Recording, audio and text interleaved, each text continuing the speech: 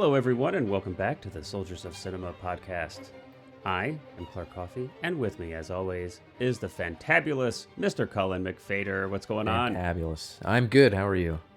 I'm doing all right. You don't seem very thrilled with this. No, I'm introduction. fantabulous. I'm Okay, I mean, just it didn't sound like you had. I don't know. It sounded like you were kind of just, you were a little sarcasm is what I felt there. Am I wrong? Am I wrong? Okay, you seem happy maybe now. Just a bit. Maybe just a bit. Well, you know what? I'll use our time between now and our next episode to try to think of a more flattering adjective to introduce you with. And so my apologies. But hey, everyone out there, we're really excited about this episode. We have a guest that I'm really excited to talk to, Mr. Benjamin Ironside Koppin. He is a filmmaker, and I've known this guy personally for, going on about 15 years. When I first moved to LA, and I was pursuing acting, I was focusing on that career. He was one of the first people to hire me as an actor in one of his first short films when he was still in film school. And we have kind of stayed in touch, and it's been a real pleasure to watch his career flourish. He's kind of got two different sides of his work. He's got Ironside Films, and by the way, I love that middle name. I'm pretty sure that's legit. I think I asked him. I don't remember the story, and unfortunately we don't get to it in the interview. But I love that name. Anyway, he's got Ironside Films, which is the commercial side of his business. And then he's got 1988 Films, and that's where he has his narrative projects. And we're going to kind of focus on that. But he's a director, writer. His wife is a producer on a lot of his projects, and he's a cinematographer. And his story is a really interesting one, especially pertinent, I think, to people who are aspiring filmmakers or just people who are interested in cinema in general, to hear somebody's story, moving from the Midwest to film school. He talks a little bit about his experiences there, and then his experiences and challenges and triumphs of, basically producing his own films. And we touch on a lot of different aspects of that. He's got a film now called Pastor's Kid that's going to hit theaters nationwide on March 15th. So we also touch on that. That's super exciting. So without further ado, here's our discussion with Mr. Benjamin Ironside Koppin. Yay! All right, Ben, it's been a minute. I know, dude. Thank you for having me on. This will be fun. Yeah, man, you're more than welcome. I mean, basically, it's just an excuse, really, to get to just catch up and chat with you. Great. You've been so busy. One of the big reasons that we wanted to have you on the podcast is because a lot of our listeners are aspiring filmmakers, or they're independent filmmakers. They're somewhere kind of along the process of building their career. And, you and I have known each other now for 15-ish years or something like that. We're young. We're getting old. Hip. It's like we've known each other longer than Cullen's been alive. So there you go. Yes. No, probably, sorry. It's one of the running jokes that I've always got to take a small stab at Cullen. But but it's also part of our shtick that we have we use kind of our age difference when we discuss movies, and kind of use that as a different lens to kind of look through when we discuss different films. But yeah, and so we've known each other for about 15 years, and I think that was at the beginning kind of your college experience, right? Like your film school experience. But let's even start before that. So I'm always kind of curious to hear why people get into this wonderful world of filmmaking, and what inspired you to become a filmmaker when you were young. And then we can kind of walk through. I'm also curious to hear about your film school experience. But let's start with kind of what was the seed? When was that kind of planted for you? Yeah, my dad had the old school VHS camera, right? I mean, you hear these stories all the time. And we made, my brother and I would make dinosaur movies and all sorts of stuff. And I remember my dad showed me Indiana Jones, Raiders of the Lost Ark. And I can't remember, I was probably like 7 or 8, somewhere in that range, and it like blew my mind. I remember walking through the kitchen, number one, and being terrified spikes are going to shoot out and kill me. But I love the idea of fighting Nazis. That was really cool. I thought that's kind of what an archaeologist does, is like search for things and fight Nazis. Sure. So, and avoid quicksand. Exactly. And so we'd watch a lot of History Channel stuff on like Egypt and different places. I'd be like, I'm going to be an archaeologist. And then I kind of found out that archaeology is kind of not as exciting, I'll put it, as what Indiana Jones portrays. And you don't really get to fight Nazis, at least that often, from what I hear, unfortunately. I mean, probably fortunately. Yeah. But you know, that made me be like, man, if I can't be Indiana Jones, how can I help bring that same emotion that I felt watching Indiana Jones to other people? And so that's kind of what dug me into film and just exploring different types of film. I feel like I was raised in a Christian household in the Midwest, and my mom was very against witches.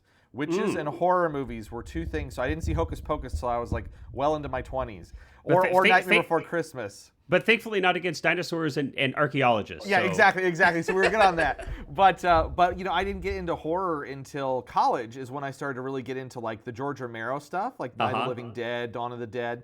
And you kind of quickly learn that there's good horror and kind of the you know, not as good horror, I'll put it that way. But the big thing for me being like a Midwest kid was, dude, the library had these DVDs, right? That you could go and rent. Oh, that's right. You're young. They had DVDs. Yes, so that's me. Yeah. Yes.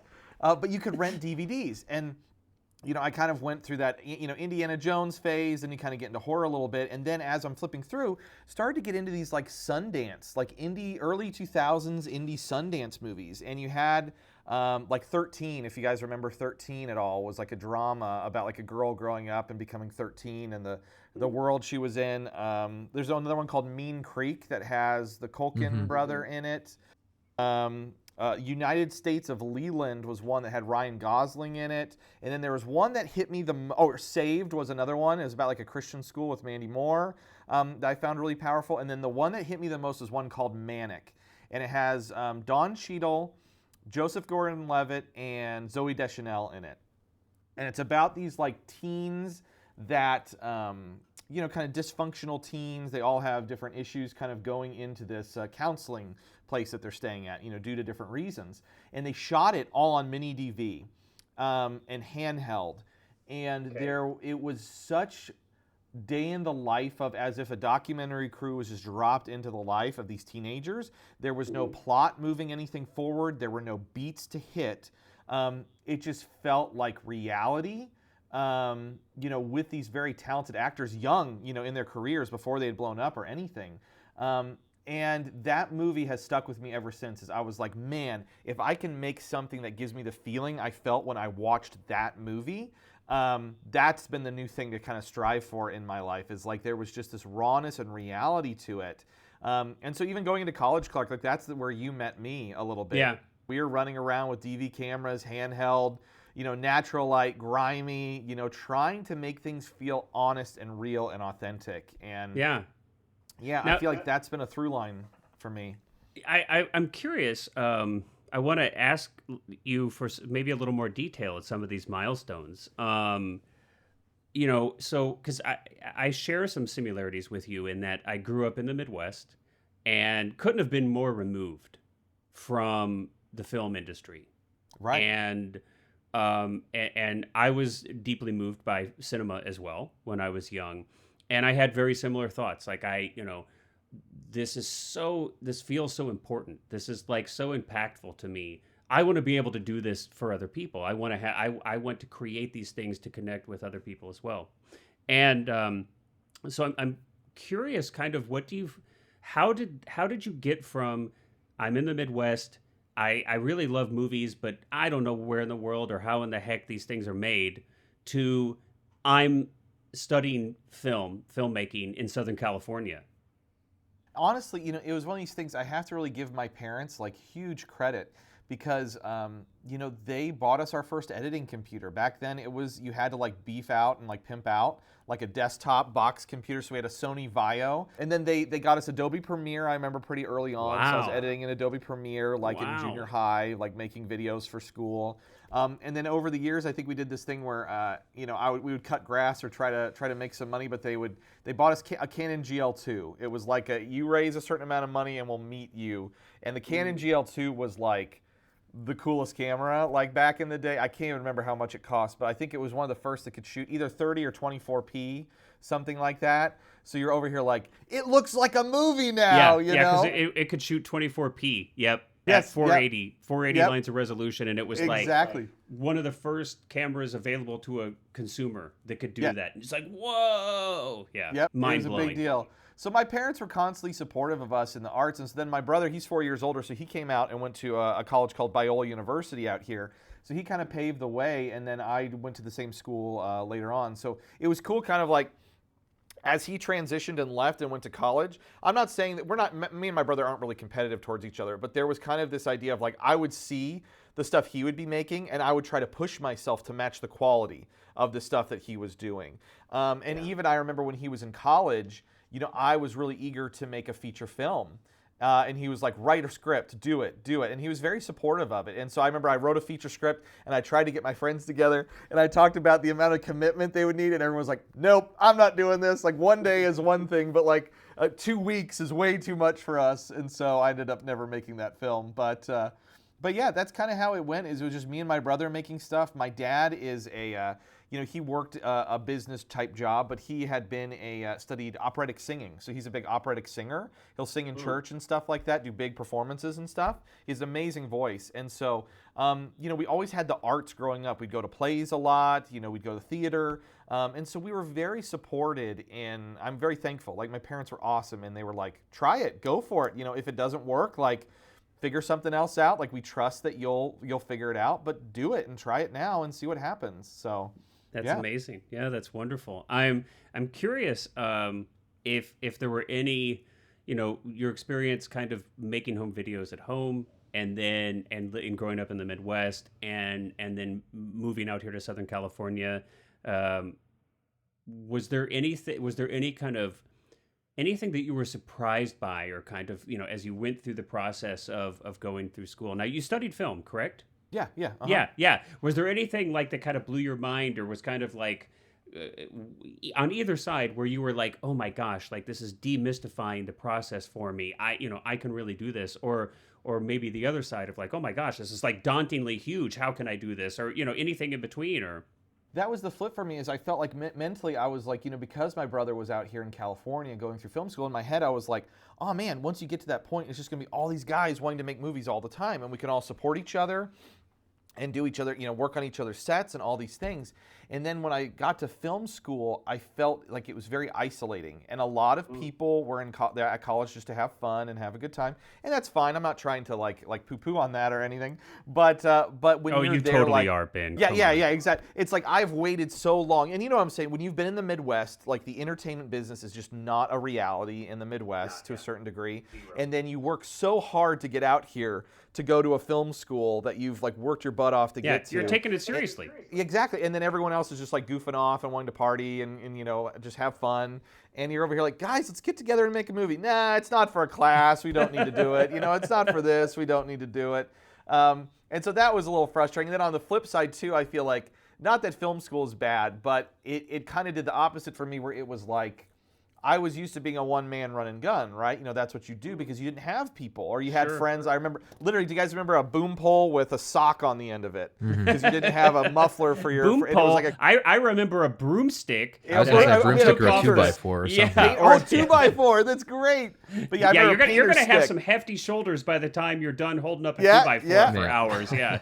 But then you go to college, film school, and it's like you have to take these courses before you can rent out a camera, or certain people only get certain gear on certain times, and all this stuff, and all that stuff. And one aspect that really drove me crazy, it was like you need to pick one track and follow it. You can't just do all different types of things. It's like you want to be a director, you can only do that. You can't know how to edit or know how to shoot or any of these things. I'm over here like, for me, I think the best directors know all those different aspects to a certain degree. Not that they're masters at all of them, but that they can know. Like I think even Christopher Nolan talks about how he started doing corporate videos and how healthy that was for him, just to know the basics of how to do these things, as a filmmaker. And so I think for me, the film school that I went to, there was a lot of pros and there's some cons, but that was a little irritating. It kind of made you feel like you couldn't do, there were gatekeepers already, and you couldn't make things. Whereas before, it was just like, let's get the camera with some friends and make whatever we feel like, or whatever we're inspired by.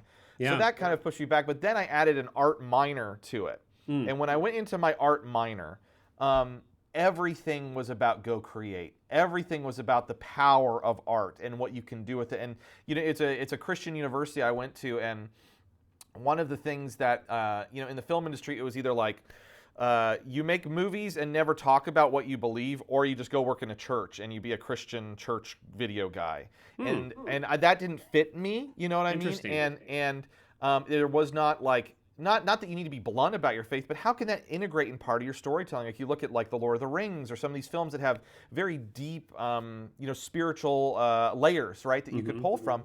And it's like, teach us how to put that within our stories and make stories that are meaningful and powerful. Not that they need to be Christian movies or forcing a belief on anybody. But when I took my art minor, it was, all art is created by God, so don't be afraid to express yourself. Don't be afraid to make things and create.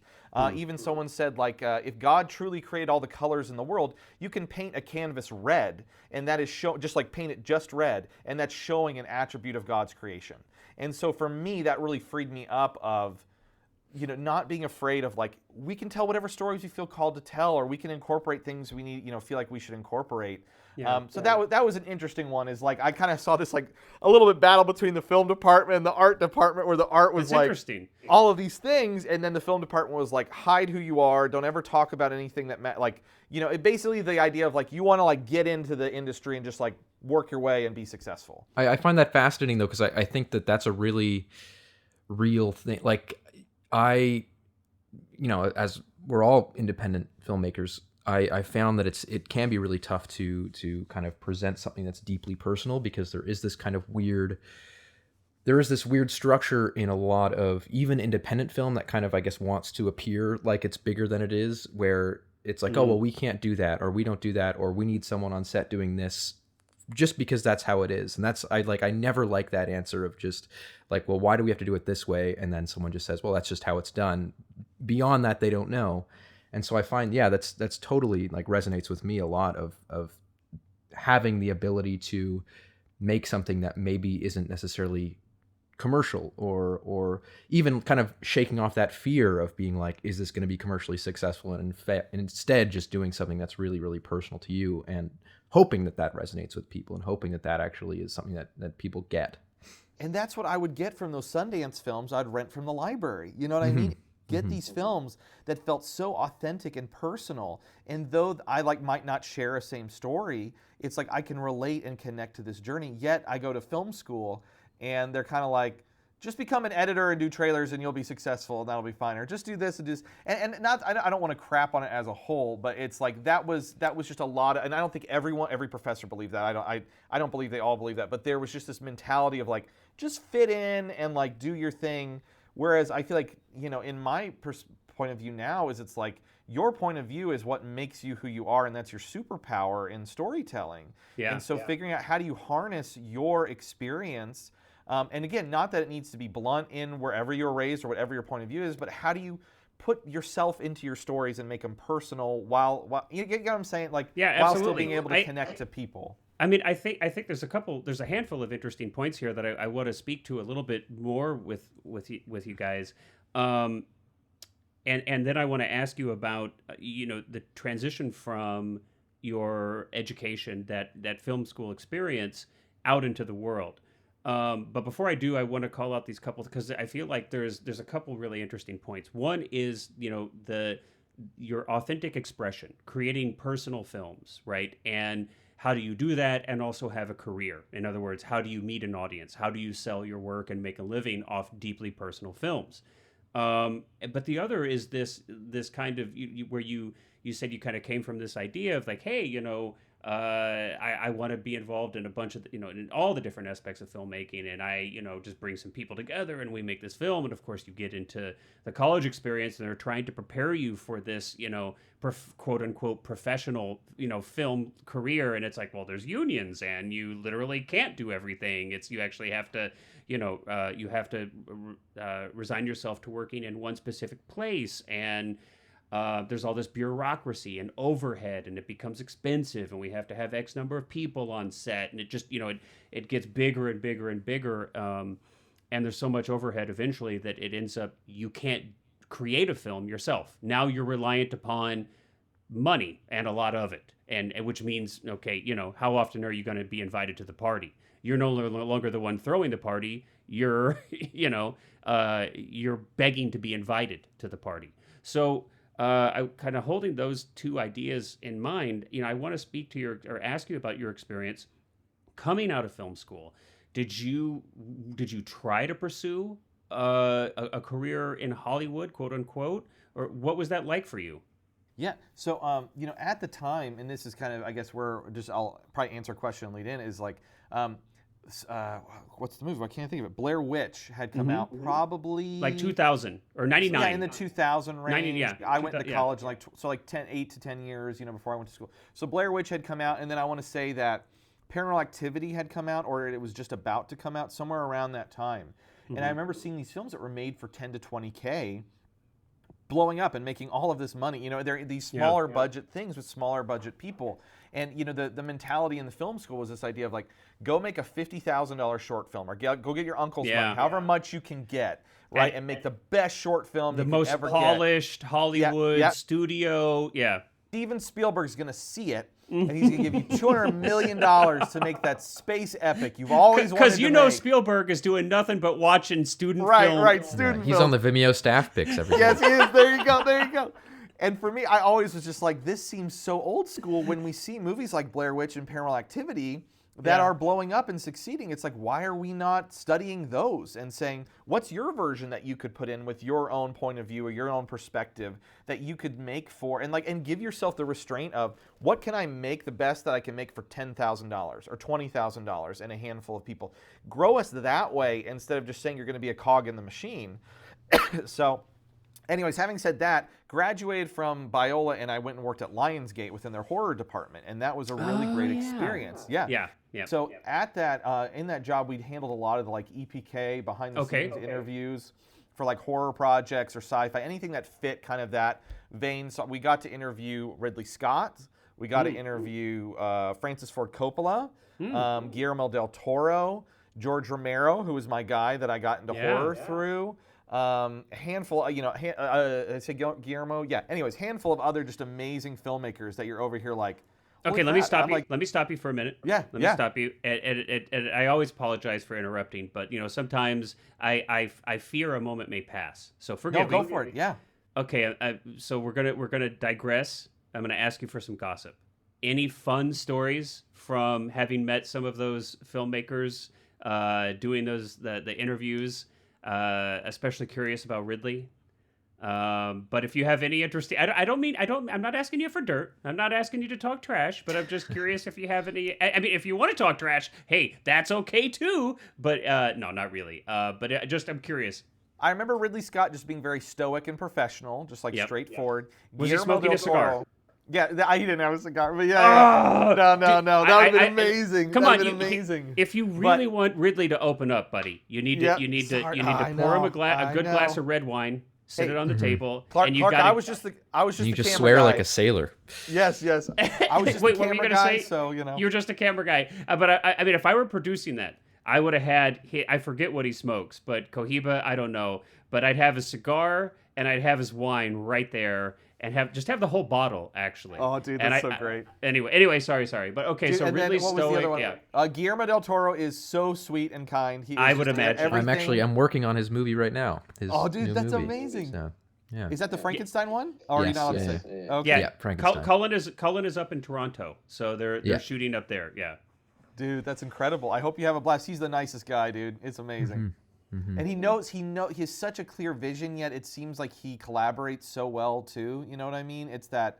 Anyways, it's beautiful. And then the other one that I remember was John Carpenter. I got to interview John Carpenter.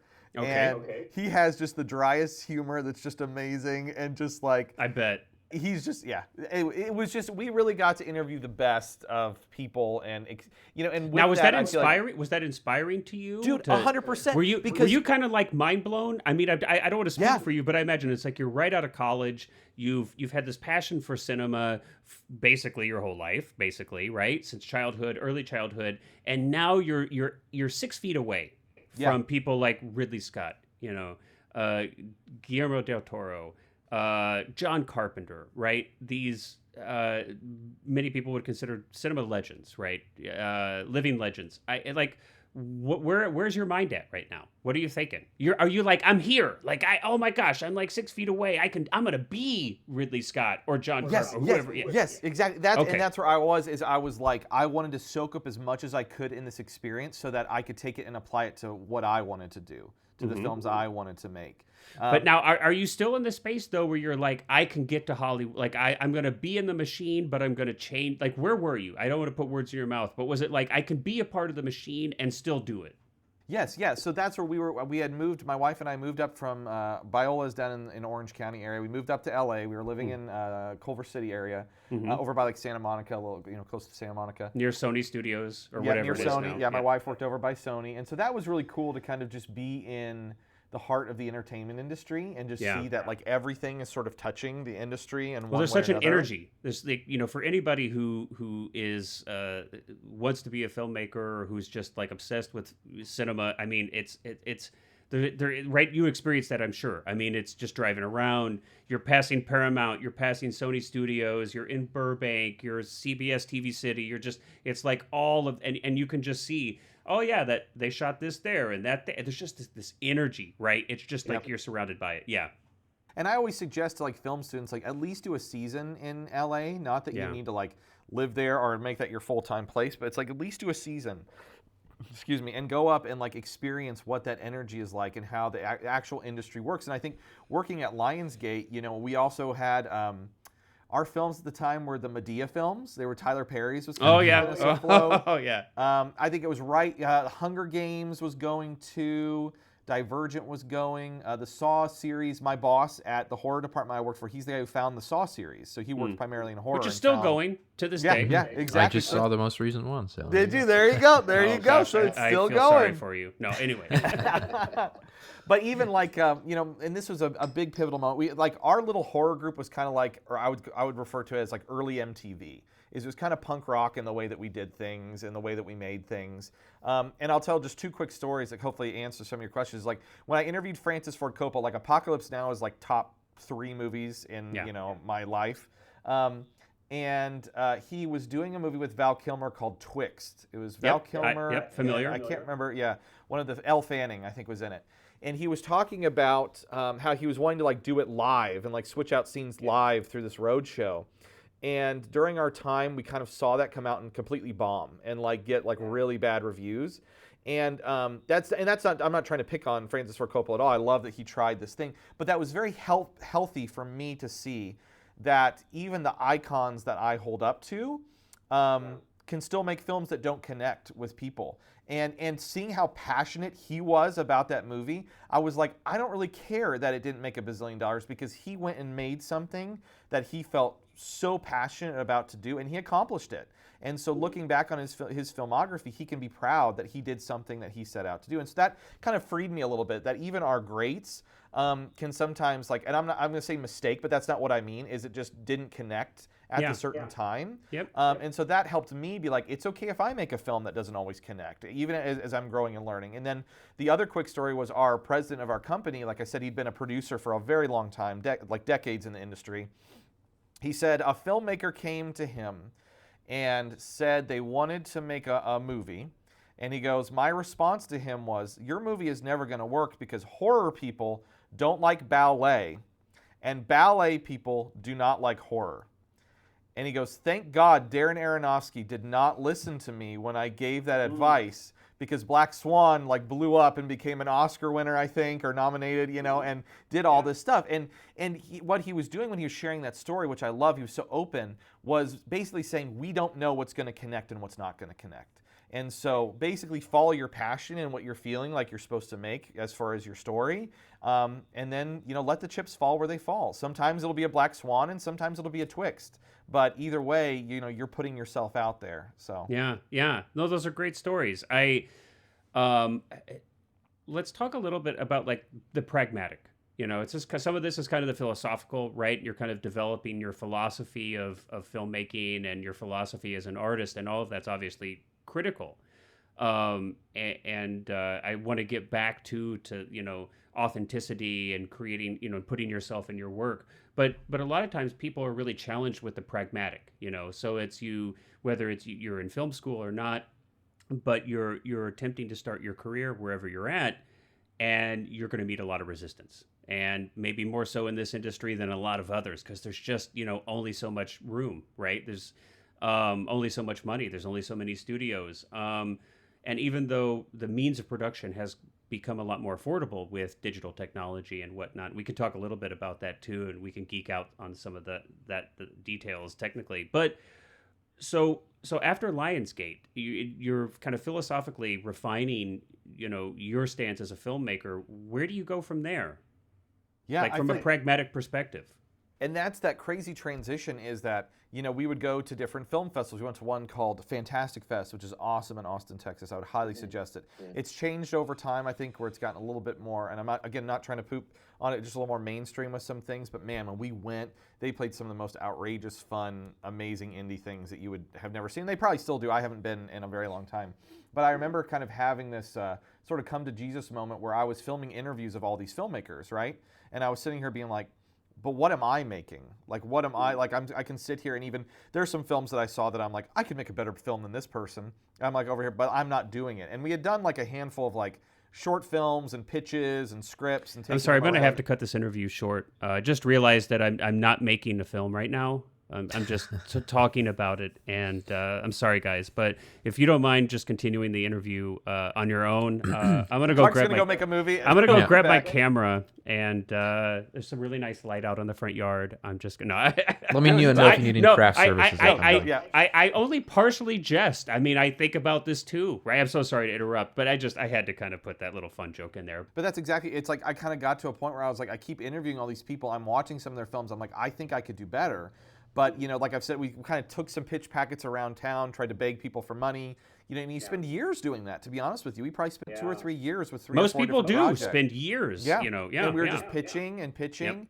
Yep. And we'd done a handful of shorts and things in that time. But I remember coming to my wife and being like, what if we just like try to get $10K together and just make like a horror movie, like a little slasher movie. And, at the time, like I said, I worked in the horror department at Lionsgate, and I knew what they would buy. Kind of a crappy horror film for, like the lowest they would buy it to put on their channel. And I was like, if we make it in this like 10 to 20K range, I think, and then sold it back, if someone would be interested in buying it at at my horror department, I think we could make our money back. And so we got a group of friends together, and we shot this horror movie called Made Me Do It. I'm not the hugest slasher fan. Like, I like the original Halloween and the original Friday the 13th, but outside of that, I'm not, the biggest guy, but I was like, slasher sells, right? So we made this slasher movie, and we tried to integrate, some of our philosophy or the way we want to do things and things within the film, have it be deeper than just a slasher horror movie, but also still play as that. And then as we were wrapping it up, Lionsgate comes to our horror department and they go, yeah, we're shutting you guys down because we're merging it with a different group. So we're like in post, wrapping up sound, and then all of a sudden they've like merged our horror department with like another one, and our channel was gone. And so now I'm over here just like, well, I got this horror movie. What do I do with it?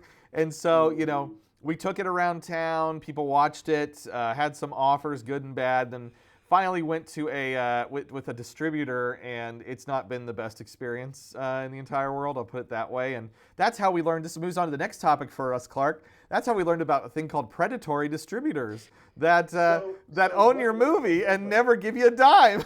What a wonderful segue. But, and obviously names will be changed to protect the guilty or, innocent, both. But a couple things I want to speak to just really quickly, and I do want to get to some more of this predatory, distributor stuff. So when you kind of set out to make this slasher film, and you said, "Hey, I'm not the biggest slasher fan, but I know that it sells."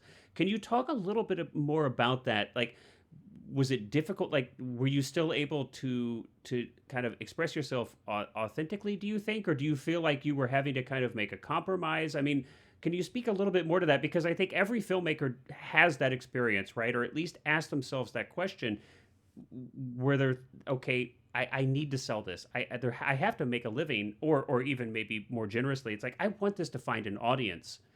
And what's kind of in your heart, you might be afraid wouldn't find an audience, right? Or maybe people try to engineer and work backwards, like, hey, I know this, financier who likes this kind of movie. If I put this pitch together, I put this project together that might fit those criteria, maybe I could make that movie.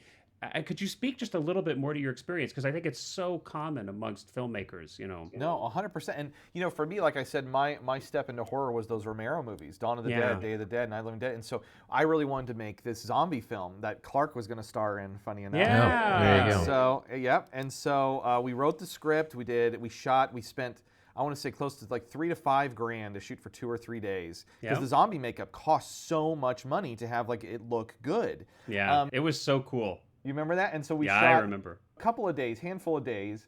We did a pitch deck, had someone do like concept art. This is before AI could just poop out concept art for you. Paid an artist out of pocket to do really cool concept art, put together our deck, and we took it around and just could not get support on it, And it was meant to be this small, like, stuck in an apartment while the, apocalypse is happening, but we had these big moments, a handful of big moments to try to, like, sell the world and what was going on.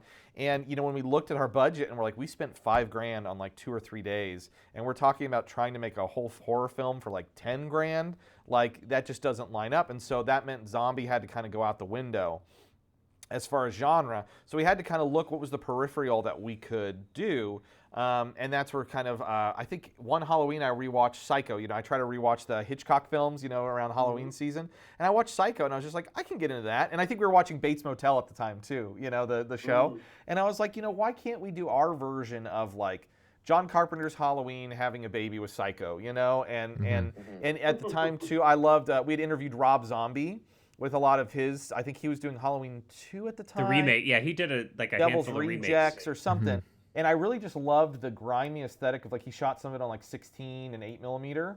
And so that's where I was like, let's bring our kind of creativity to this genre and make something different, for better or for worse. So we shot all of our flashbacks in our horror film on like Super 16, VHS, like some of these vintage stocks.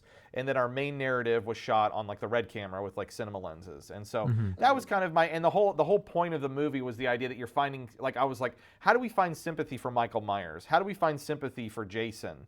And kind of have these flashbacks that explain how this killer kind of became who they are. And by the end, he's kind of left with this decision of, does he continue down this path, or can he choose to like own up to what he's doing and do something else? And so that was kind of my way of, like, you're talking about like my Christian principles, if you will, like, how do we bring some of that into the story where we're feeling for this character we'd normally despise, and by the end we're like hoping that he makes the right decision and stops what he's doing. And so that was kind of my way into it, of like taking who I am and putting it within this genre that maybe wasn't the box I was hoping for, in a way. Yeah, no, I think that's a really great example. Oh, I'm sorry, Cullen. Yeah. No, I was gonna say, actually, I have a pretty specific question too, that because you're talking about like how you shot it and stuff, and so I got to watch Pastor's Kid last night, and I was curious because I noticed in the credits that you are credited for both the director and the DP position.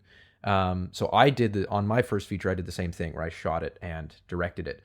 And, I have my reasons for doing that. And I'm really curious about, like, because it kind of goes back to our previous conversation about, like, there being a lot of rules around, like, you have to have this person on set and this person on set, and this is the hierarchy of a film, and you have to have, people in these individual positions, and kind of being able to break away from that can be really freeing. And I know, like, even Paul Thomas Anderson on his last 2 movies, I think, has shot and directed them. And so I'm curious to know what your sort of mentality in making that decision was, because it's got a very specific look too. Like, it's got a really, really specific style to it. So there's clearly a lot of thought going into that. So What was the thought process behind that? Yeah, when we made Me Do It, it was one of those ones that was like my first narrative feature. We basically, I got buddies together. Like my buddy worked at Panavision, so he was able to get us Panavision gear, and for the main narrative. And then we kind of found our little team of people that we kind of knew from film school to like come together. And he came to me, and for better or for worse, I don't know if it was the right decision or the wrong decision, but he's like, so I can get a discount at Panavision on this gear, since I've worked there for so long. So we can get cameras that are this big. Like, no joke, we had one with a zoom that was like so huge. And so, my wife and I, and originally it was going to be a 5D film. It was like, we're going to shoot it on a Canon 5D. We're going to keep it small and tiny, 5 to 10 people max. And then all of a sudden it ballooned to like 30 people, and then you have two red cameras running with huge Panavision lenses. Each card, I think at the time only held like 5 minutes, 10 minutes, something like that. Oh, gosh, those red mags. Ugh. You know what I'm talking about. And so I sort of, in that experience, the film looks beautiful. He shot it really well. But for what we were trying to do, I don't know if that was necessarily the right decision to go bigger, because it just blew us up so fast. And I also felt really sad, like empathetic for the actors, because, we're using a dolly, we're using like a real dolly and all this stuff, that it's like, hit this mark, do this thing, cry right here. And when you're making a movie 17-hour days, all nights or whatever, 17 hours a night, but you got what I'm saying, like multiple days, to put your actors through that, I just felt like it wasn't conducive to get great performances out of our actors. And I'm not saying our actors did bad by any means. It's not what I'm saying at all. I'm saying that I feel like I failed as a director to create an environment for them to explore and find what felt most honest to them. I'm not trying to say their performances are bad in any way, but I feel like they could have been elevated if I had created a more healthy environment. And so looking back on that film, going into our next projects, I wanted to say, lighting doesn't need to be perfect. Performances need to be honest. That was kind of my trajectory, is like, if a window is blown out, but we're getting an authentic performance, that's what these old Sundance movies used to do. Those are the ones that, you even look at, go back and watch Apocalypse Now, or even was it The French Connection? Some of those movies are like so freaking grainy. Taxi Driver is so grainy and noisy, and that adds to the realism of the experience that we're having. And so for me, I was like, kind of choosing to DP the rest of my films so far has just been, what is and this is going to sound bad, I don't mean it this way, but what is the good enough? What is it's lit well enough, we have a handful of practicals, we're lighting a space so that actors can interact and move around and not feel like they need to hit that exact perfect mark for the perfect hair light.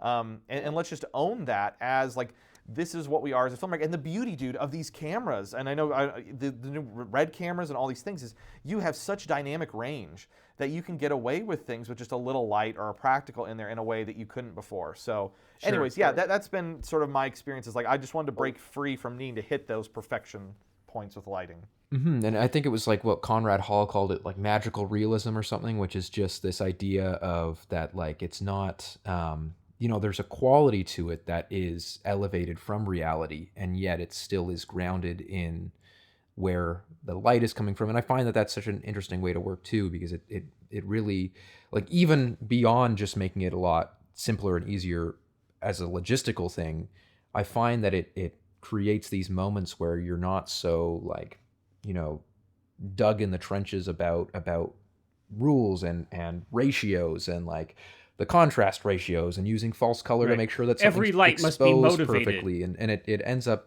giving you this really organic kind of natural feeling to everything, like beyond just lighting and things like that, where it becomes so much more I don't know, like you said, conducive to just kind of a creative, all-encompassing experience. So well, and you may have experienced this too, is often working with, I mean, and this is not to fault DPs in any way, because what they're trying to get out of the work, right, is beautiful shots that they can put on their reel, and in the storytelling, like, but they want things to look high end and elevated, right? So if something looks too dark or too sloppy, or like they messed up, right, their job, that's not going to be what they want to put out. And so, anyways, that's where I kind of would find these conflicts sometimes. I would be like, we'd be tinkering a light, right, for like 15 more minutes. And I'd be like, so we're currently quality-wise, we're at an 8 out of 10, okay? That would be in my head. Is tinkering this light for next 15 minutes going to take us to a 10 out of 10? Or is it going to take us to an 8.5 So you're also an AD as well. Your director, DP, and AD is what it sounds like. Actually, it's a battle against time on set. All you have are those hours to get in what you need. And that's another thing too, is when we're taking everything off the truck. You've probably seen this too. It's like we take all the toys off the truck instead of saying, this is what we're going to limit ourselves to, and let's work within those limitations and make something beautiful out of that instead of we need every single little piece off the truck. And that's that balance is like ours is going to look darker or more naturalistic and not as polished, right? As someone who's going to take the time to do that, and that's something that I'm okay owning with our films right now. And so when you're writing, you have, I assume, a pretty specific visual kind of style to writing and like the idea in your head, knowing that you're directing it and likely also shooting it. Like I'm assuming that you've got a very, very kind of good idea of what you want it to look like anyhow. And even, even with Pastor's Kid, that's our kind of bigger one coming out here, but it's like I pulled, mood boards and had different films I was referencing, printed them all out. And I remember we were filming, and I think we were a few days in, or 3 or 4, and it wasn't like living up to what these other, because we had a bigger budget and someone was interested in putting it in, then last minute they kind of pulled because we went with this R rating that was, a little bit more honest and authentic, and I think that scared some people. And so with that, we had to trim page count, we had to adjust some things, shorten our day, shorten our shooting time. And I remember coming to my wife after a few days in, just being like, it looks like crap. I just hate this. It's just blah, blah, blah, blah. And she's just like, dude, you need to like freaking think of like the Duplass brothers, think of Tangerine. This is the end of every one of my days, dude. There you go, yes. It doesn't matter. If I'm writing at the end of my day, this looks like crap. This is horrible. Right. If I'm in production, these dailies look like crap. This exactly. I'm so bad about that. She helped ground me again. That was like, you need to, like, in your head you had this, like, we wanted it to look like Moonlight, like A24's Moonlight was the one that I had as the main reference in my head. There's another movie called Teen Spirit with Elle Fanning that is gorgeous, and I don't remember that cinematographer's name, but she is incredible. If you go, I think she shot the new Black Panther movie. She's incredible. But those are the two that were in my head of what I wanted to reach. And then, we're filming and we're having to move quickly. And so, I'm having to compromise in certain ways. And that's where my wife just helped me shift. It's like, we're going for Duplass Brothers and Tangerine now. That's our goal. Yeah. That's the style we're going for because we're doing what we can with what we have.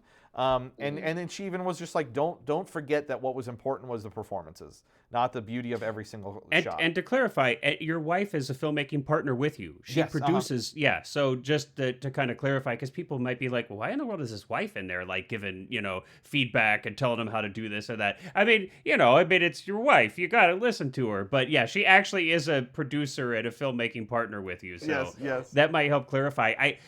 We're gonna get to Pastor's Kid because I've got some questions about that, and I definitely want you to speak to that. That's your latest project, and there's a theatrical release that's coming up here in the not too distant future, so I definitely want to spend some time with that.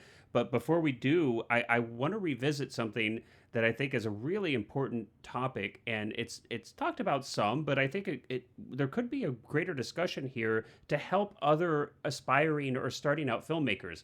So let's go back to this distribution question, and let's go back to your specifics. Let's go back to your specific experience with where you felt like you weren't treated fairly, and that you had a nasty experience within the boundaries of what you're able and willing to share. Maybe if you could kind of highlight some of the important things that, what happened to you, and I guess even more importantly, what did you learn, and what could you share with other filmmakers to kind of help them from falling into some of these pitfalls? Yeah, the biggest thing is have a cap on your marketing. Is when you're working with a distributor, you'll get a contract, and sometimes they will cap the marketing at a certain expense. 15 grand is usually around 10 to 15 or 10 to 20 is what a lot of places will cap it at. And what it is you have to make that money back for them before you see a dime for your film. And so I don't believe in our contract we had a cap.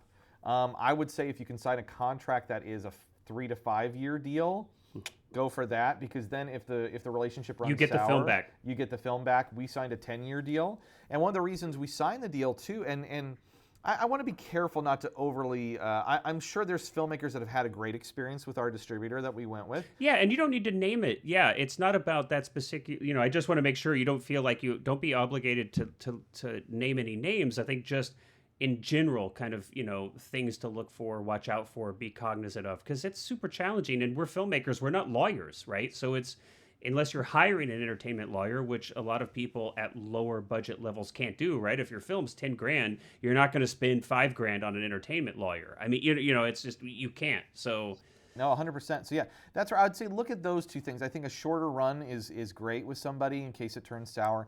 You know, for us even, like this was a frustration as they suggested like a small theatrical release at a theater in LA. And then you show up to the theater in LA and you got all your friends there and the ratio is completely off on the screen. And you know, I think it was cropped in, so it was like people's noses and eyes, you know, throughout the movie. And then you're going over there being like, hey, can you fix it? And they're like, oh, we can't figure it out, you know. And so that was like one part of it. And then my parents even flew out from Indiana to come see the movie another day, and they went up to LA and they're in the theater, and the people just came out and they're like, we can't get it to work today, so we're just going to give you we can't, like, they wouldn't ever do refunds at this theater. So they're like, you can come back another day. And my parents are like, we're flying it back to Indiana tomorrow. We came out for this thing. So then you go look at your budget and you're like, we spent $15,000 to $20,000 on that theatrical release, like for 1 week in LA, and that's what we have to pay back. And you don't have any visibility into that accounting. You can't actually see where Until that money afterward. go. It's just 15 grand theatrical release, and you don't see any line item. You don't actually see what did they spend to market it? How much of Right. that went to the theater? Did the distributor actually market this release? So that's, you know, so visibility and transparency into accounting, caps on marketing budgets, because it's just, let's be honest, it's extremely easy to hide money in that marketing budget, and that's how they can keep from ever paying you, ever. Right, and that's where when we get reports, you know, I've gotten recent reports, you know, our film has made somewhere in the like $70,000 to $80,000, you know, when you look at it, and yet we're still like, I want to say $12,000 in the hole or $9,000 in the hole for them. Because of all these like office expenses and other things that pop up. You know, we had to ship a whatever, and a poster. and it cost us $100. $100. And so that's where for me, I'm like, we made this little movie for 10, 20 grand. If we had made 80 grand on our own, or even let's just cut that in half. If we had made 40 grand on our own, say we wouldn't have as much of a reach as what they have, that still like pays us back for our movie and gives us a little bit in our pocket. You can make the next one. Exactly. And so that's where in my head, just having this experience, I just really don't trust any distributor that's not at that like B or A level anymore, because you just see, and again, I don't think our distributor is out to be, what was the word I said? They're not out to be malicious or predatory, but these are just challenges. Yes, it just turns out that way when you're not seeing a dime, you know, for your movie. Like they've had our film for, I want to say 6 years, and we've not seen a penny from that movie. And that happens to so many people. I mean, this is a story that you will hear over and over and over. And as a filmmaker, you're just so excited for your film to just see any audience. Right, you know? right. Like a good example is our film's not even up on Tubi yet.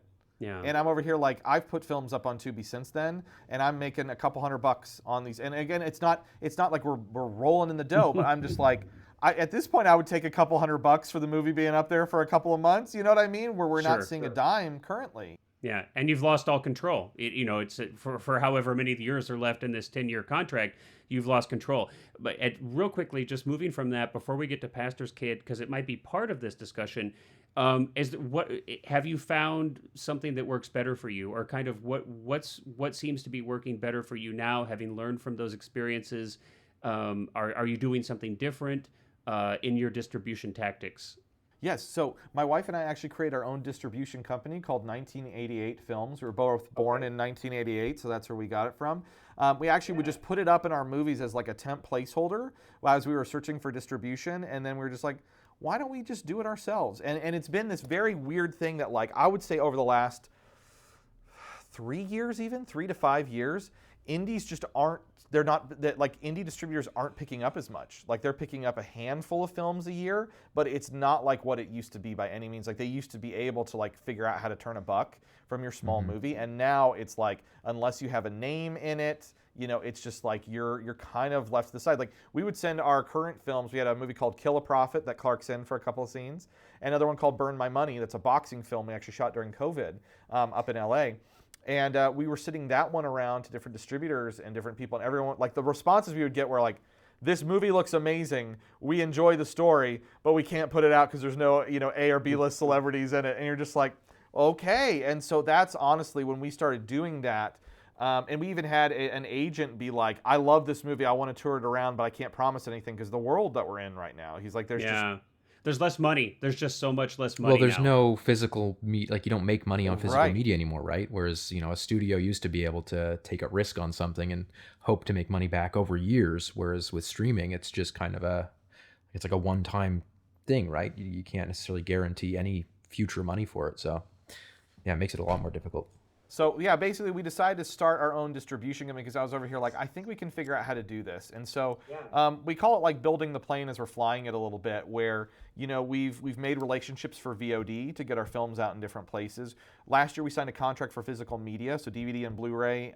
It'll be on Best Buy, Walmart, Barnes and Nobles, and a handful of others, probably mostly digital on their website, but they're made to order, so we're not paying any upfront fees, which is incredible. And you retain ownership. And we own our films. We get to keep our films. And Pastor's Kid, that's the first one that we found a theatrical partner. It's like a theatrical booker or distributor.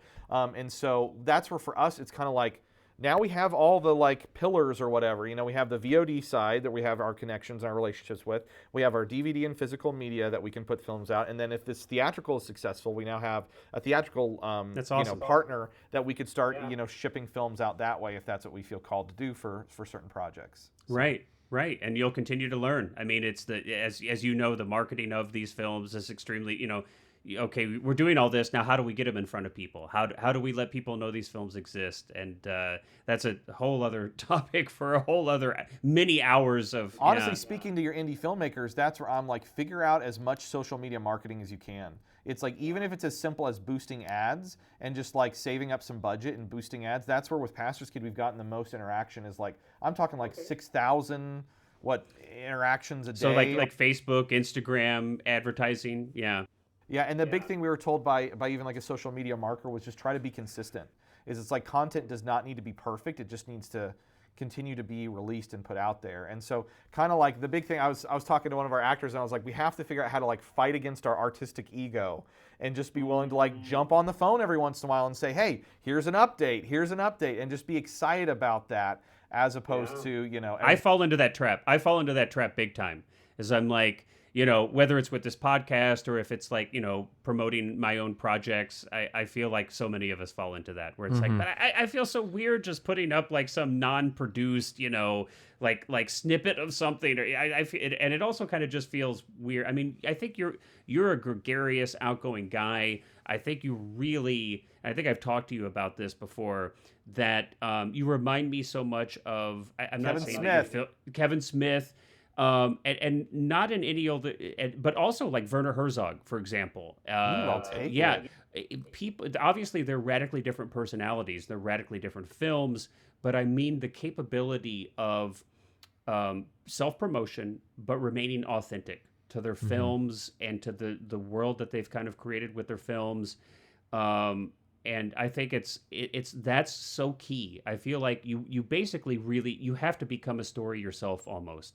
As much as your films are in today's day and age, to find an audience. It's certainly helpful, and it's really challenging for a lot of people. They don't want to become a personality, or they don't want to become a public figure necessarily.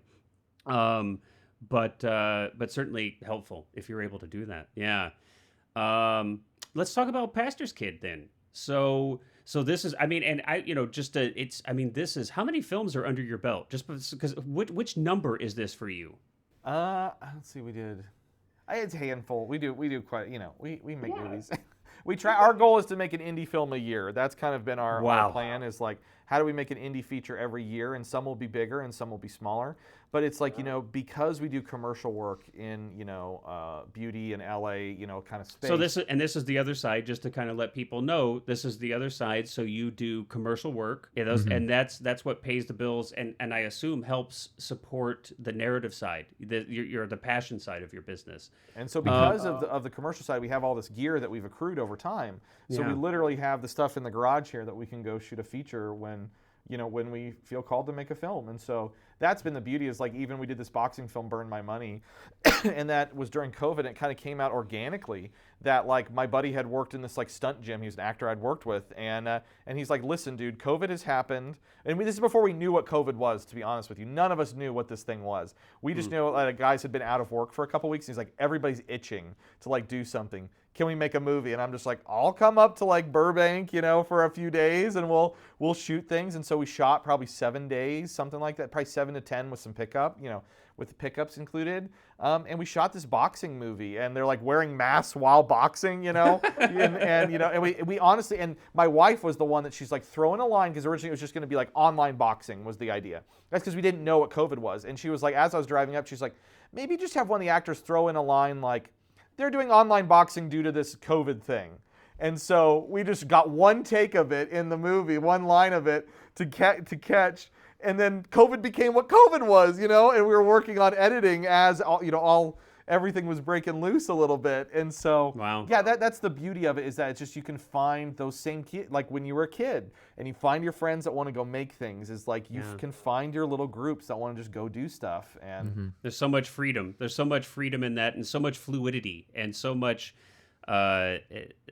spontaneity, which can be such a joy.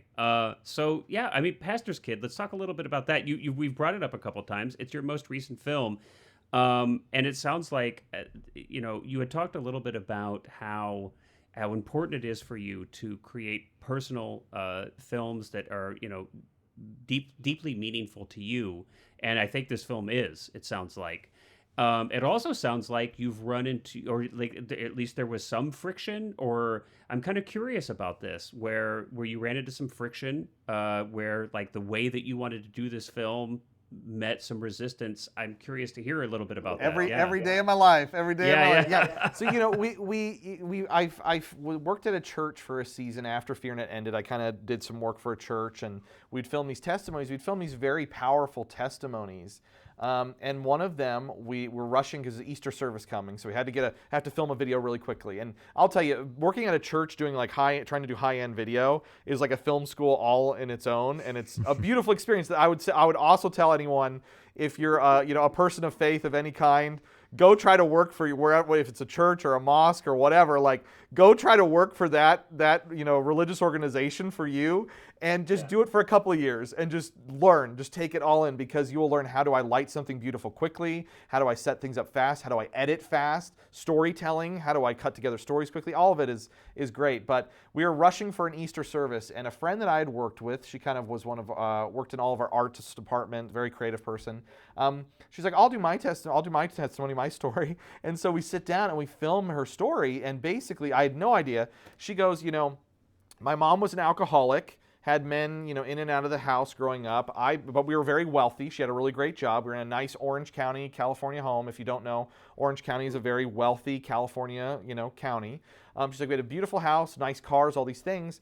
But my mom was an alcoholic, and she would, I would have to, as a little girl, I would raise my little brother, and then my mom would be passed out in the mornings. I'd have to go wake her up to go to her job, her big fancy office job, and then she'd, and so she's like, that was me as a kid. Then, as I was getting older, my mom kind of hit rock bottom. She became a Christian and changed her life around.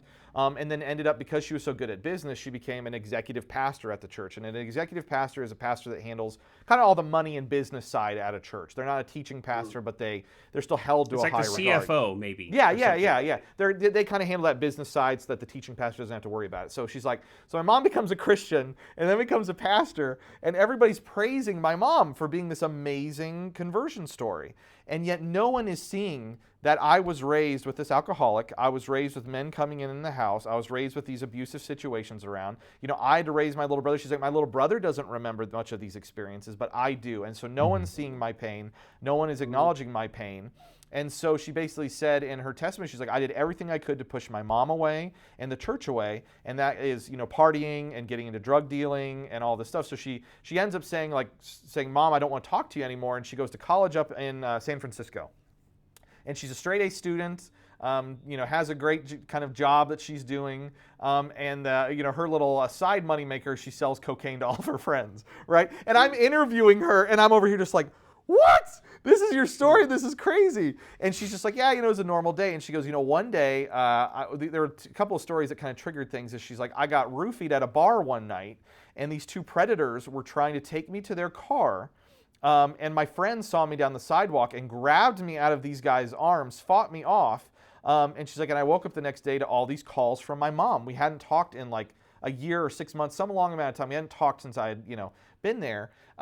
And so it reconnected me and my mom, and she was terrified and worried for me. And she goes, within that same kind of time frame, her drug dealer or provider, I don't know how the whole system works, guys, I'll be honest with you, but he comes knocking on her door one day, and he has no nose because he's done so much cocaine that his nose is flattened in on itself.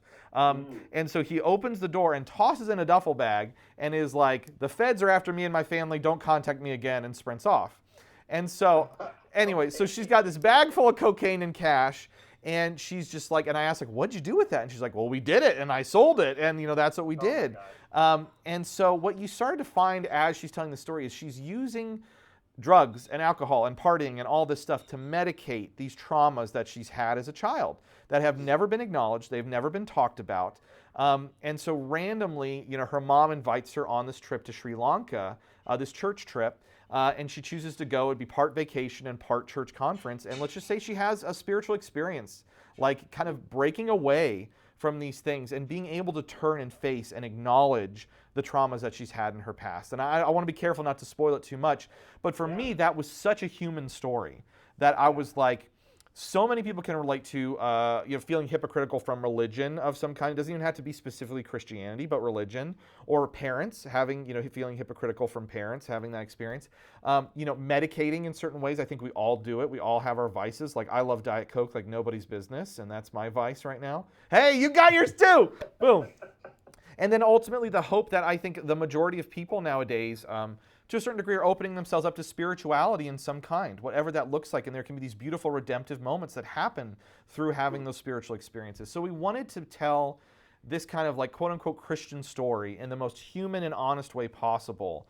Right. And that's what gave us the R rating, is we have language and we have drug use and we have these things that I was like, I want to make this like those Sundance films I watched in high school. And not apologize for it. Just like, let's do it and make it as real as possible. And so, anyways, because of that, we have seen some friction. Like, I originally pitched it to this group, this Christian group that was doing Christian films. And I was like, yeah, we're going to I send them the testimony video. They're like, that's powerful and all. And I was like, well, we're going to do it R-rated and do it real. And they're like, oh, that'll never sell. That'll never find an audience. And they go, unless you sell a book with it, make it PG, you have to sell a book with it. And you have to make it so that pastors want to take their congregation to it on a Sunday instead of like, having service. And so there was all this like, marketing behind that Christian film industry too. That was a little like, again, I'm not trying to crap on it because I think everyone's got to do what they got to do. But for us, that just felt like, I remember calling my wife after that meeting so distraught and being like, do we sell out and make it PG and write a book and do the whole deal? Or do we make it our way? And she's like, screw them, we're going to do it our way. I mean, she probably didn't say screw them, but she was probably like, we're going to do it our way.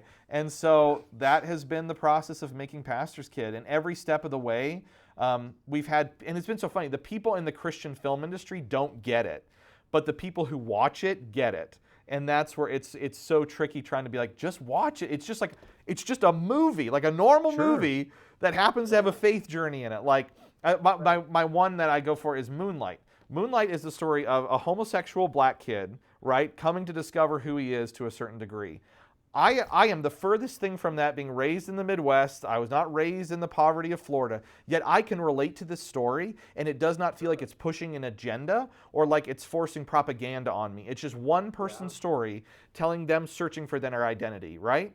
Why can't me as a Christian tell a similar story of someone's faith journey and not be trying to force anything on you or push a political agenda, but just tell one person's true story? So anyways, sorry, there's a lot in there. I think one thing that's kind of remarkable too is that the way that you described the true story of it, like so often you find a true story that works but has to be tweaked and adjusted for the medium, and yet from the way that you've just described it now, it seems like it was pretty accurate. Like it seems like, from seeing the film last night, that it was pretty authentic to the real story. The one thing we changed is she threw the blowout party in high school, not in college. We switched that because we felt like the drugs were getting the drugs. It's fake. Yeah, I know, it's garbage now. But we felt like that led to the blowout party. We felt like that felt, honest. But I would say every scene in the movie, we're pulling from an honest story or interaction that she has. It's so interesting, because we've in many of our past episodes, we've, talked about kind of, I think, the failings of a lot of, I'm not saying this is a biopic but in a way it kind of is, right? A little bit, and there's numerous biopics that we've talked about, and Cullen and I generally kind of share this viewpoint that one of the big failings of these films is that there seems to be this need to kind of whitewash or kind of um, turn complex human beings, and we all are. Every human being is this complex mixture of all kinds of stuff, right? And there seems to be this need to kind of like, okay, well, we really need to simplify this story, and we almost take the humanity away from the actual real person and kind of create almost a caricature, right?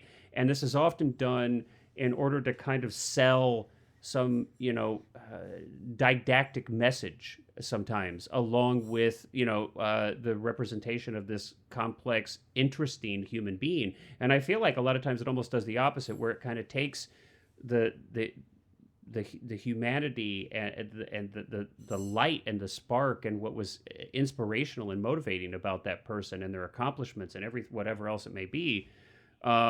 It kind of diminishes that. And so it sounds like that's a little bit of what you were describing and what maybe people were asking you to do to make your film more marketable, so to speak.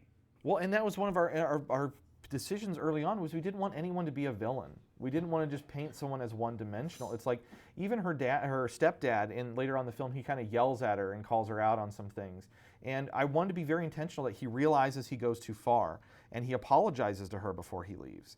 And even, she has these friends that are kind of parasitic friends, right? Because she has the drugs and they want the drugs.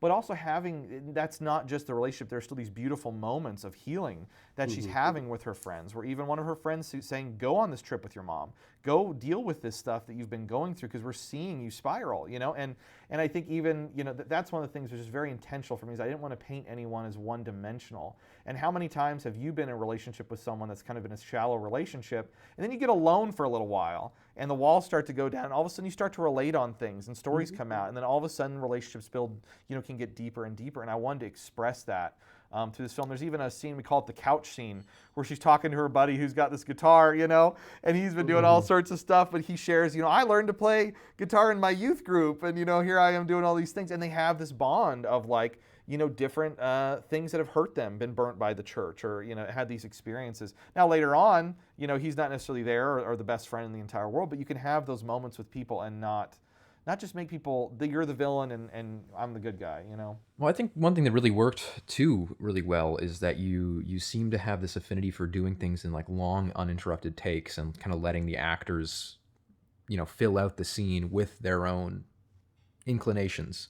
And so I'm curious, are much of that is, the script being there, but you guys sitting down and sort of saying like, take it where you want, or is it all written? Are they reading off and doing it as it's written, and it's just that it comes off that natural?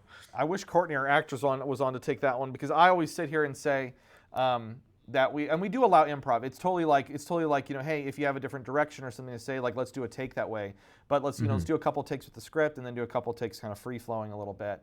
But for especially that couch scene, she is adamant that that's like 99% on the page. So that's one of those that I was very intentional.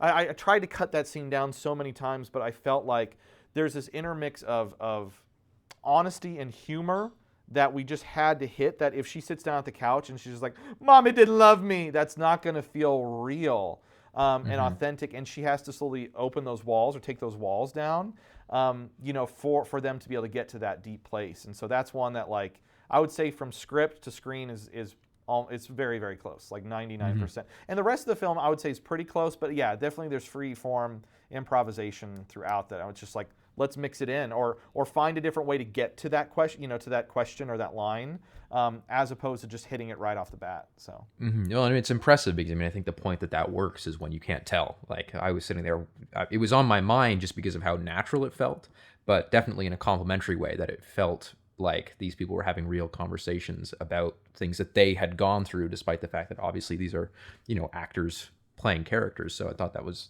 quite impressive. Dude, thank you, man. That's awesome to hear.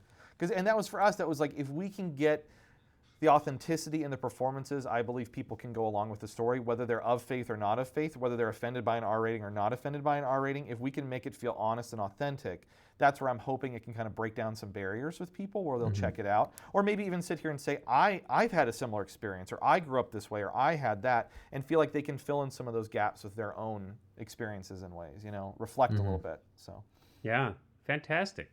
That's awesome. I wish you the absolute most success with this film, and I think it's such an inspiration that you've built such a career, that you have created films, like you've stuck to your vision, and even with this film here, that you were like, hey, you know what, we're gonna make this the way that we feel like we need to make this. And because it's, there's just so many different milestones that we come across where it's like you could, I guess, quote unquote, sell out, right? In the ways that would be really devastating to the authenticity of yourself. There's always little sellouts, right? But those are, but there are some but there's big sellouts that we come to at certain points, right? And it's like, ooh, it could be really tempting. You look at early, some of these early filming, and we're just not. Like William Friedkin, man. It's like we're just not seeing, right now in theaters we're seeing Marvel movies, right? Just like Marvel, and that's where I'm like, if the indie film scene in the next 10 years can kind of fill in that gap and make these films that we haven't seen before with different points of view, I think that can be really beautiful. And I think we're in a very unique place in history where people are like getting tired of that. And listen, I love a Marvel movie and superhero movie, just a Transformers movie, just as much as anybody else. But it's like we're getting fatigued from that, and we want, like, where's our next Taxi Driver? Where's our next French Connection? Where are some of these films that asked us to dig deeper and didn't just play it as, the French Connection is one that's in my head all the time. That's like, Gene Hackman is not a hero necessarily in that movie. We paint him as the hero, but he's also corrupt in certain ways, and it's like, so anyways. I'm there with you. Awesome. Yeah, they're out there, but I mean, it's so much of it's on distribution, right? A24 has picked up a lot of that stuff, I feel like, over those years, but they're now carving I feel a like, niche, I feel like A24 now has a tone that you're expecting, when you go into it a little bit more. A little bit, yeah. It's kind of, it starts to kind of feel a little bit like a factory, but I am it's like still a brand. a brand. Maybe that's which a I'm not kinder way against. to say it. I'm just saying it does. It's smart. It's the way you have to work it now. Yeah, I think we're at a saturation point with content. I hate to use that word, but that's kind of what some of it turns into when there's just such a huge amount of it, right? Streaming there's been a lot of pros and cons with the streaming concept, and we're still in such a huge state of flux with distribution because of streaming, and it'll be interesting to see how all that shakes out. So yeah, and just real quick, if you don't mind me just saying real quick, so Pastor's Kid, and this is the interesting thing with now this theatrical release that we're trying to figure out, is basically, so Pastor's Kid, and I'm gonna have to debrief with you sometime after this, Clark, and just give you all the download of all this, because it's just so interesting. But for Pastor's Kid, we're in theaters March 15th, 16th, and 17th. Okay. AMC picked us up. We're going to be, it looks like, between 20 and 30 theaters across the country. Okay. And this is the way that they're doing things. This is this grassroots way that's unique, is we get one showtime each day at each theater. And when those sell out, they add more theaters or they extend more days. And so that's what I think is a really cool way of, we're now seeing, like, I think indies kind of creep back into the theater in these, like, different kind of grassroots way. But my hope is, like, man, if we can see not just our film, but other films succeed with this kind of, like, we'll put up a time as people demand it, and if people keep demanding things, that's where we really change Hollywood, and we change the content that's being made. It's with the dollar, showing up at theaters like this. Absolutely. Well, I'm extremely excited for your film, and cheering for your success as always. And I'm totally on board with you that these authentic films and these unique perspectives and voices, and maybe a little more room for that and a little less Marvel, would make me a happy camper. All right. Well, on that note, Ben, thanks so much for taking time to come talk to us and share your story. We really appreciate it. And thanks everybody out there for listening. Again, we want to give a huge thank you to Benjamin for joining us on this special episode. Great guest, great conversation. Yeah, that was wonderful. Yeah, and we hope that you listening enjoyed as well. We're going to throw down in the links below in the episode notes. We're going to put a link to find out where you can see Pastor's Kid, whether that is streaming. I know it's also having a theatrical release in cinemas. So take a look at that if you're interested in seeing it. I'd recommend it. I got to check it out, and I believe you did too, Clark. It was a lot of fun, and I think, fun to talk about. It's a darkish movie, so maybe not fun is the right word, but it's a good one. I think it's again, as Ben kind of described, it goes beyond. Even if you're not a person of faith, it kind of transcends that. So definitely recommend checking those out in the link description. And thanks again. Hope you enjoyed. All right, we'll see you next time, everybody. Bye-bye.